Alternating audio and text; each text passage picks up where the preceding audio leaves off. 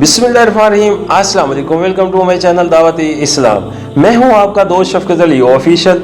उम्मीद करता हूं कि आप सब लोग ईमान के आला दर्जे पे होंगे। सूरह यूनुस की आयत नंबर 86 का तर्जुमा, और अपनी रहमत से हमको काफरों से निजात दे। सूरह यूनुस की आयत नंबर 87 का तर्जुमा, और हमने मूसा और उसके भाई को इशारा किया कि मिस्र में चंद मकान अपनी कौम के लिए मुहैया करो और अपने इन मकानों को किबला ठहरा लो और नमाज कायम करो और अहले ईमान को बशारत दे दो। सूरह यूनुस हाशिया नंबर 84। इस आयत के मफहूम में मुफस्सिरीन के दरमियान इख्तलाफ है, इसके अल्फाज पर और उस माहौल पर जिसमें ये अल्फाज इरशाद फरमाए गए थे।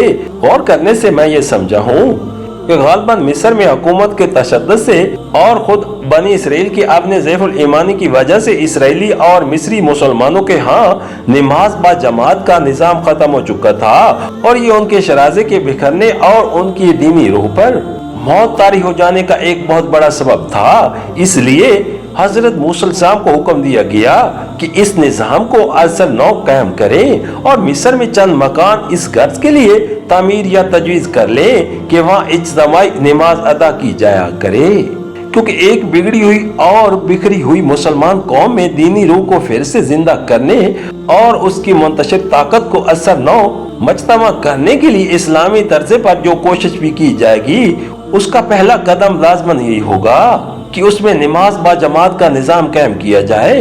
इन मकानों को किबला ठहराने का मफहूम मेरे नज़दीक ये है कि इन मकानों को सारी कौम के लिए मरकज और मर्जा ठहरा लिया जाए और उसके बाद ही नमाज कायम करो।